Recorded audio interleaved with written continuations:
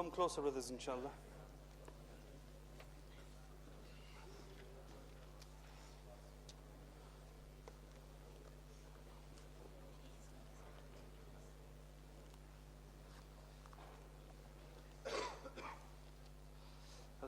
الحمد لله الذي هدانا إلى الصراط المستقيم والصلاة والسلام على رسوله الأمين وعلى آله الطاهرين وأصحابه الكاملين أما بعد أعوذ بالله من الشيطان الرجيم بسم الله الرحمن الرحيم وقال الذي اشتراه من مصر لامرأته أكرمي مثواه عسى أن ينفعنا أو نتخذه ولدا وكذلك مكنا ليوسف في الأرض ولنعلمه من تأويل الأحاديث والله غالب على أمره ولكن أكثر الناس لا يعلمون صدق الله العظيم. So alhamdulillah, yesterday we started Surah Yusuf. I briefly went over the whole of the story inshallah, and today some other parts of the story inshallah we will do some lessons and reflections. Before we start, there's just some facts commonly people ask with regards to the story of Yusuf alayhi salam, because there's a lot mentioned, for example the dream. So a lot of these facts will be in tafsir. You may get different narrations. So with regards to the dream, a lot of people ask how old was Yusuf alayhi salam. Commonly it's known he was 17 years old when he saw the dream. 17 years old, which is quite young. And then Qadi Sayyid Sulaiman Mansoor Puri rahmatullah alayhi, he mentioned about the well. When I said the brothers threw him in the well, how long did he spend in the well? Again, few slight days different, but 3 days is commonly. And then he got sold as a slave. He went to Egypt for 6 years. He stayed with the ruler of Egypt. When he was 30, so by 30 he's been to prison, the whole story of Zulaikha, which we'll go through today. Age 30, he becomes the governor of Egypt. 10 years later, again approximately 10 years later, the whole incident with the brothers, Binyamin, and they recognize him. So when he was approximately 40, he was reunited with his family, and Yusuf alayhi salam passed away at the age of 110 and is buried. Where is he buried? MashaAllah, Riyaz has been. Have you been? MashaAllah, very good. So he's buried in Palestine, and many people have seen that they have been to the grave. So today I'm going to do just bits towards the end of the story. Towards the end of the story, so when he goes to the governor, there is an incident which is famously mentioned of Zulaikha, who was the wife of the governor. Yesterday I also mentioned a point about the lies and false accusations. When the brothers came to the father Yaqub alayhi salam, the Quran says, وَجَاءُوا أَبَاهُمْ عِشَاءً يَبْكُونَ. They came to their father crying. So this point, the reason I'm mentioning it is also connected to the point of Zulaikha, is that when the brothers came, it was evening time. So they deliberately chose night time. Obviously in them days there wasn't lighting as beautiful as is in our masjid, so it was very dark. Maybe they had candles, lanterns, so the father couldn't see their face. So they were weeping. And they mentioned that the wolf had eaten Yusuf alayhi salam, and I mentioned yesterday, but there's no crime which is perfect, so the shirt they bought wasn't torn. One incident I want to mention here is a story of Shuraih al-Qadi, who's a famous judge in early Islamic history. Once a woman came to Shuraih, crying and weeping, and she complained about accusations against her. So typically any Qadi, any Imam, Mufti, he would feel sympathy towards her. So despite her emotions, despite her crying, Shuraih sat emotionless. He didn't show her any sympathy, despite the woman frantically crying. And then even the students around Shuraih were embarrassed. Like, kaise patthar dil hai? How come you didn't show her any emotions, despite she was crying? So they asked, "Oh Sheikh, why did you not show this woman any sympathy despite her crying?" And this is a very important point for anybody who is in a position of leadership. That leadership could be a manager at work, could be the imam of the masjid, could be ulama, muftis who deal with a lot of marital issues, inheritance issues, domestic issues. This is important for you. The reply of Shuraih, he said, "Do you not remember the story of the brothers of Yusuf alayhi salam? They also came to their father crying. Tears do not represent facts. Tears do not represent facts. So advice for myself and anybody who's in a position of leadership is that do not make your judgment based on emotions. Judgment should be based on facts. Why am I reiterating this point again from yesterday is because it relates to the story of Zulaykha as well, which there was many accusations against Yusuf alayhi salam. So we will now move fast forward, inshallah, to the Quran says the point where he's been sold as a slave, he's living in Egypt, and then he says, وَرَاوَدَتْهُ الَّتِي هُوَ فِي بَيْتِهَا عَنْ نَفْسِهِ وَغَلَّقَتِ الْأَبْوَابَ وَقَالَتْ هَيْتَ لَكَ قَالَ مَعَاذَ اللَّهِ إِنَّهُ رَبِّي أَحْسَنَ مَثْوَايَ إِنَّهُ لَا يُفْلِحُ الظَّالِمُونَ. And the lady in whose house he lived. Remember, the Quran is eloquent. The Quran is articulate. It particularly chooses words. It could have said anything else. The lady who was his master, or the wife of the master. But he said the lady in whose house he lived tried to seduce him. She locked the doors firmly and said, "Come to me." He replied, "Ma'adh Allah, innahu Rabbi ahsana mathwaya." Allah is my refuge. It is not right to betray my master who has taken good care of me. Indeed, the wrongdoers never succeed. So here, the word rawada is used. We won't go into it too much. It means to seduce. And the Quran specifically says in whose house he was staying. Because the point the Quran is trying to make here, Yusuf alayhi salam did not want to betray the master who had looked after him for many years. So this is why it says in whose house he lived. What it's trying to say is they had ihsan on Yusuf alayhi salam. Who took him out the well? Who bought him? In the end, it was this master that bought him. So he didn't want to betray. Secondly, he mentions about وَغَلَّقَتِ الْأَبْوَابِ. She locked the doors firmly. A point of Arabic here is mentioned with tashdid. So غَلَقَ means to close. You could have said غَلَقَتِ الْأَبْوَابِ. He said غَلَّقَتِ الْأَبْوَابِ. She firmly closed the doors. Why am I mentioning this point? Firmly closed the doors means she didn't just lock them, she double locked them. So there was no possibility of anybody entering into the house. This relates to the hadith of the Prophet ﷺ.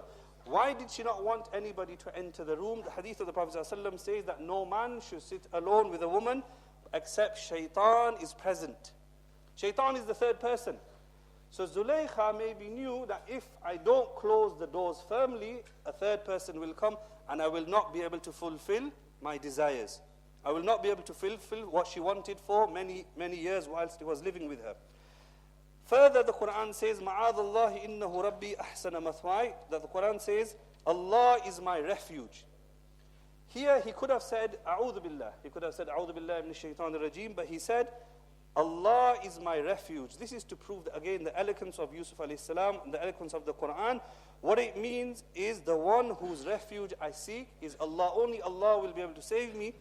What happened next? إِنَّهُ لَا يُفْلِحُ الظَّالِمُونَ وَلَقَدْ هَمَّتْ بِهِ وَهَمَّ بِهَا لَوْلَا أَرْرَآ بُرْهَانَ رَبِّهِ. She had already made intentions. Zulaykha had already decided on what she wanted. She knew. The next part is important for a prophet. Remember, Yusuf alayhi salam is going to become a prophet. وَهَمَّ بِهَا لَوْلَا أَرْرَآ بُرْهَانَ رَبِّهِ. He would have, Yusuf alayhi salam would also have made intention for her, لَوْلَا أَرْرَآ بُرْهَانَ رَبِّهِ, if he had not seen the signs of Allah subhanahu wa ta'ala. So this begs the questions, what were the signs? One important point I want to mention here is the part about Anbiya alayhimus salam. Do they commit sins? So the majority opinion is Anbiya alayhimus salam do not commit sins. They are free from sins, but it's possible that the prophets can make mistakes. There's a difference between a sin and a mistake. Like we see in the story of Adam alayhi salam. Yeah, the story of Adam alayhi salam, which everybody knows, when he was in Jannah and he ate from the fruit, and then he had to repent. And Allah subhanahu wa ta'ala forgave him. We will call that a mistake, not a sin. It's the same here, that to have the thought of a sin. Yusuf, look, he says, وَهَمَّ بِهَا. He would have intended for her as well, لَوْلَا أَرَّآ بُرْهَانَ رَبِّهِ. Had he not seen the signs of his Lord. So it's very important to understand that sometimes, as believers, as Muslims, to have the thought of a sin, you will not be punished and questioned. Does that make sense? To have the thought of a sin. I want to do this. I want to listen to music. I want to watch a movie. I want to lie and cheat. But then Allah subhanahu wa ta'ala saved you like He saved Yusuf alayhi salam. You will not be questioned. To entertain that thought, to act upon that thought, that's where the sin comes in. So we should always remember that this part, the sign from the Lord. So there's many interpretations again, but the sign was Yusuf alayhi salam. He was going to be a prophet. He had knowledge from Allah subhanahu wa ta'ala. So what the Mufassirin say is that Allah subhanahu wa ta'ala was the sign himself. That Allah put it into his heart that remember your Lord is watching you. So what stopped Yusuf alayhi salam from committing the sin of fornication? Lawla ar-ra'a burhan rabbi, the sign from his Lord was he thought that Allah subhanahu wa ta'ala is watching me, I can't do this. So even though before in the verse previous to this, he said, I can't commit this because my master, meaning the governor, has been grateful to me. Secondly was the thought of Allah subhanahu wa ta'ala mentioning. That's one of the reasons I've chosen this verse, is that every time you commit a sin, it doesn't have to be the sin which is being committed here. Every time you commit a sin, this is the thought every Muslim should have. Allah is watching me. If you can bear that thought and bear the punishment of Allah, Bismillah and go ahead. Bismillah and go ahead, listen to shaitan. If you cannot bear that thought that my Lord, who nourishes me, who sustains me, who gave me Islam, who guided me, is watching me, and I am disobeying him, then don't commit that sin. Because one of the tricks and plots of shaitan is when a person commits a sin, shaitan whispers to you, don't worry, Allah will forgive you. Allah will forgive you is usually before the sin. Once you've committed that sin, shaitan has won. Then shaitan, what's the trick he plays? He makes you despondent. Yeah, every single person will have been through this at least once in your life. The despondency is shaitan says to you, you committed that sin, you committed adultery, fornication, you listen to music, you answer back to your parents, Allah will never forgive you. And once that thought comes and implants into a person's head, he will never come to the masjid, he will never do tawbah. Because he thinks he's the worst person on the planet. So this is a very important point we learn from this part of the story. Then it goes into a lot of detail about the witness. There was a witness that was called, and the witness, Allah subhanahu wa ta'ala, shahida shahidun min ahliha, from her family, from the family of Zulaykha, a witness was called. And naturally Zulaykha blamed him because he was a slave. Remember at this point, Yusuf alayhi salam is a slave. Slaves have no rights. I'm your master, I'm the wife of your master. Who are you? You are low class, you are guilty. And that's why we see in many parts of the world, in current day and previously, slaves were treated very badly. Whipped, punished, or even killed for crimes. There's many stories. Even in the Americas, you'll see when black people were taken as slaves, they were accused, they were punished. Anything that happened, naturally they would get the blame. So same is the scenario here. Yusuf alayhi salam got the blame. And then the Quran says, إِن كَانَ قَمِيصُهُ قُدَّ مِن قُبُلٍ فَصَدَقَتْ وَهُوَ مِنَ الْكَاذِبِينَ. That if his shirt is ripped from the front, then she is honest and Yusuf alayhi salam is a liar. وَإِن كَانَ قَمِيصُهُ قُدَّ مِن دُبُرٍ. But if the shirt is ripped from the back, فَكَذَبَتْ وَهُوَ مِنَ الصَّادِقِينَ. She is a liar. Zulaykha is lying and Yusuf alayhi salam is from the truthful, and that is what happened. When they checked it, the shirt was ripped from the back. So it was revealed that Zulaykha was lying and Yusuf alayhi salam was honest. It was very embarrassing for her because the same scenario, he's a slave. So then what happened, the master came and told Yusuf alayhi salam to turn away from this. And the story goes forward where Yusuf alayhi salam said, "As-sijnu ahabbu ilayya mimma yad'unani ilay." You know, all this which is going on is too much for me. I'd rather go to prison. Yusuf alayhi salam said, "As-sijnu ahabbu ilayya." Prison is better for me. I'd go in isolation, time for contemplation. Mimma yad'unani ilay, and I will stay away from all of this. So one incident I want to mention here is about false accusations. False accusation, just because somebody is accused, it could be of something major, could be of something minor. Even if evidence is produced falsely, in this day and age with technology, artificial intelligence, you guys will know more than me, it's very easy to produce false evidence. And the example which has been on my mind since I've been reading this, many of you will know in this country, if you watched the news a few months ago, the whole post office scandal. Yeah, post office scandal with Horizon. Anybody know? MashaAllah, nobody watches the news. Subhanallah, Tahir knows, yeah? Tahir's got to keep up with the finance. So, I'll be honest with you, I don't keep as much with the news, but the reason I kept up with this, it happened in this country, hundreds of postmasters, hundreds, not one or two. And I even visited the local post office here to ask them, just to see if they were part of it. Alhamdulillah, they weren't. So in short, what happened is the post office took out a new system, Horizon system, and I've never worked in a post office, but I'm assuming end of the day you cash up, and whatever cash you have should match on the system. It wasn't matching up. For certain people, it wasn't matching up. So £50, £20 you'd put in. Then it came up to hundreds. They were putting like £200 from their own pocket. Because these postmasters have been working for 15 to 20 years. They were experienced that we don't make a mistake.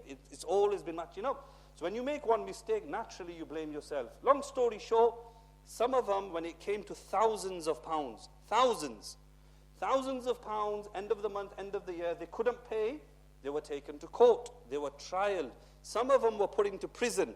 This isn't fairy tales, Google it. Postmasters, Post Office, Horizon, I'm sure there's a documentary made about it as well. And it's I think January it came, if I'm right, start of this year, January it came on the news. And this whole story, it went so far that people who owed 20, 30,000 pounds, who were average working, living people in normal terraced houses, they couldn't pay. Some of them committed suicide. Suicide, they are dead. Now that justice is being served, they are dead in their graves. And the only reason, some of you might say, why are you linking this to tafsir? It's accusations. It shows that computers can be faulty. At that time, if it's about 20 years ago when it started, it went over like a decade. This whole thing went, it wasn't like a one-year thing. It went over years and years and years. And then some people, they died in the process. Some committed suicide, some paying back the debt they owned, they died. Today, in 2024, it's been revealed that these people were innocent. These people were innocent. And this is in the UK, yeah? A developed country, a modern country, an advanced country. God knows India, Pakistan mein kya hota hai, yeah? Countries like that where there's corruption. This is in this country. This is linked to the story of Yusuf alayhi salam and his imprisonment and the story with Zulaykha. But it's a very important point that just because that time evidence was given as well. And the evidence that came with the post office, what the people working there lied. They stuck up for their company. And they said, no, the mistake is yours. You've got to make up for it. So there are many examples which we can give where sometimes evidence, even DNA, is not always perfect. Things can go wrong. In Islamic law, I'll just mention one rule. In Islamic law, generally, we ask for witnesses. In most crimes, in an Islamic country, if you go to Saudi Arabia, Afghanistan, where they have Sharia law, 2 witnesses for most crimes. In the case of fornication, there'll be 4 witnesses. Zina, adultery, there'll be 4 witnesses. And that's what Islamic law is based on. Modern day, many Islamic rulers, qazis say, we should use DNA, fingerprints, etc. But again, all of this, sometimes witnesses can be paid to lie. DNA can go wrong. Computers can be wrong. So it's a very important point from the lesson of Yusuf alayhi salam. We learn that obviously the post office scandal was big. It was massive. Like I said, there was hundreds of people. It could be something small. Somebody who maybe was the last person in our masjid, let's say. Last person in the masjid, tomorrow the lillah box gets robbed. The last person in the masjid got blamed because there's nothing on the CCTV. Maybe robbers and thieves are clever and they dodge the CCTV. Just giving a simple example. So it's very important that with false accusations, we are very clever. And I'll link it with my Taraweeh today from Surah Hujurat. Ya ayyuhalladhina amanu in ja'akum fasikum binaba'in fatabayyanu an tusibu qawman bijahalatin fatusbihu ala ma fa'altum nadimin. So those who will be completing on the 27th probably read this in Taraweeh today. Allah subhanahu wa ta'ala says, O believers, if there comes to you a transgressor with news, any sort of news, believe it, believe it. No, the Quran does not say believe it. The Quran does not say forward it on WhatsApp. The Quran does not say spread it on social media like wildfire. The Quran says fatabayyanu.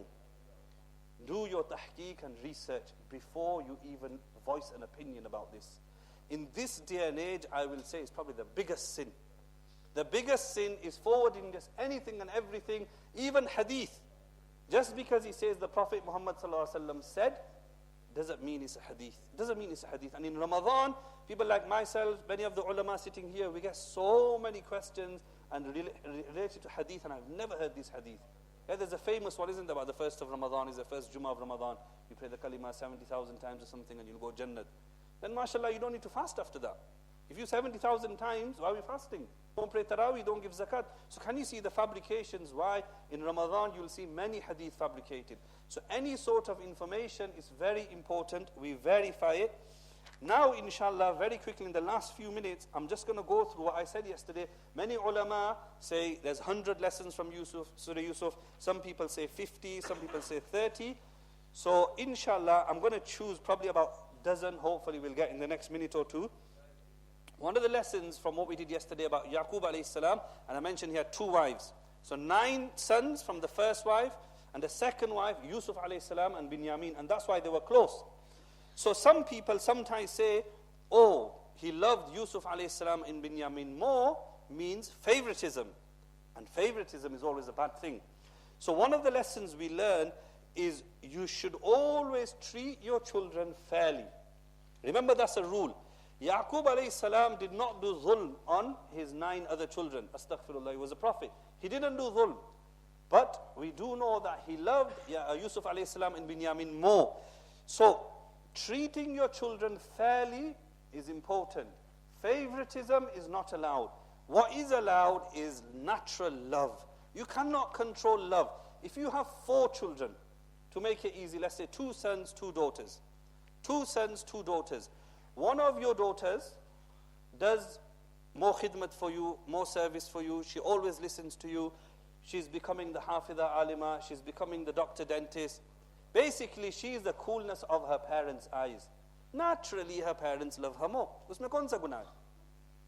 But to treat her unfairly, to treat the others unfairly, that they totally ignore the other 3. They don't even feed them sometimes. They don't even clothe them. They don't even get them new gifts. And she's getting everything. That is unfairness. That's favoritism, not allowed. So that's one of the lessons. The other lessons was the dream of Yusuf alayhi salam. He was told not to share it. I mentioned this yesterday. Social media, don't put everything up. Your cake, your biscuit, your burger, your Eid shoes, your whatever you do, even Islamically. I'm praying Taraweeh, I'm in i'tikaf, so you take a picture of i'tikaf, sajideen, yeah, I'm smashing it. There's no need for that. Are you doing i'tikaf for Allah, or are you doing i'tikaf for Snapchat? So don't flaunt your blessings. A believer should always be cautious. Yaqub alayhi salam, when the brothers asked him the second time to take Binyamin, Yaqub alayhi salam was reluctant. He didn't say, yeah, take him. Take him and feed him to the wolves like you did to my other son Yusuf. He was reluctant. He said, I fear that something will happen and the wolves will eat him like they ate the brother Yusuf. Hadith of the Prophet ﷺ, a believer is not stung from the same hole twice. Something we call red flags. I always call red flags sometimes signs from Allah. Yeah, when you deal with community issues, sometimes brothers especially come to me, and it could be a marriage issue, work issue, and they say, you know what, I had so many red flags, I shouldn't have married her. So many red flags, I shouldn't have taken the job. Brother, why didn't you take up the red flags? And when you had signs from Allah, this is why istikhara is important. In istikhara, the dream is not necessary. The dream is not necessary. But red flags, you see things come up, don't marry her, don't take the job, don't buy the house. People like to ignore the red flags because people are selfish. They like to do what they want to do. That's what I've seen. Other lessons from Surah Yusuf is the jealousy. Jealousy, sometimes naive people think it doesn't exist. Everybody loves me and I love everybody. Very naive thought. Very naive thought. Jealousy exists. Hadith of the Prophet ﷺ, إِنَّ الْحَسَدْ يَأْكُلُ الْحَسَنَاتِ كَمَا تَأْكُلُ النَّارُ الْحَتَبِ. Jealousy, if I have in my heart, none of you can see it. I could be sitting here, doing this talk, giving the tafsir, and I hate every single one of you. I can't see you better than me. You've got a better house, you've got a better car, you've got a better job. I'm burning. Jealousy is in the heart. It's burning my good deeds. Just like on a bonfire, you put wood in, cardboard, and it burns, that's your good deeds gone. So you should always try and praise people. Even if it's not 100% sincere and genuine, let's say, mashallah, well done, your son is becoming hafid, your daughter became a doctor, etc. Learn to praise people, learn to give gifts, learn to give salam. So this really helps. Back to the story of Yusuf alayhi salam and Zulaykha, the point I'd already mentioned, desiring a sin is not a sin. Desiring a sin, وَلَقَدْ هَمَّتْ بِهِ وَهَمَّ بِهَا. He would have intended, if he didn't see the signs from the Lord, thinking of a sin at night, in your bed, etc., is not sinful. Acting upon it is sinful. And the therapy for that, if you feel you are committed and addicted to a sin, then make dua. First and foremost, make dua to Allah subhanahu wa ta'ala. But you see, because it says about Yusuf alayhi salam, he remembered his Lord. He thought, Allah is watching me. How can I do this to Allah subhanahu wa ta'ala? The story from Yaqub alayhi salam, the lesson is after 30 years, he was reunited with his son. After 30 years, Yaqub alayhi salam still had hope. So hope is massive. Always have hope in Allah subhanahu wa ta'ala. I always say people think good about their mom, people think good about their dad, their wife, their husband, their children. Do we ever think good of Allah subhanahu wa ta'ala? Thinking good means you have hope. When everything goes wrong for you, your job, your GCSEs, you fail, your A-levels, you fail, university, fail.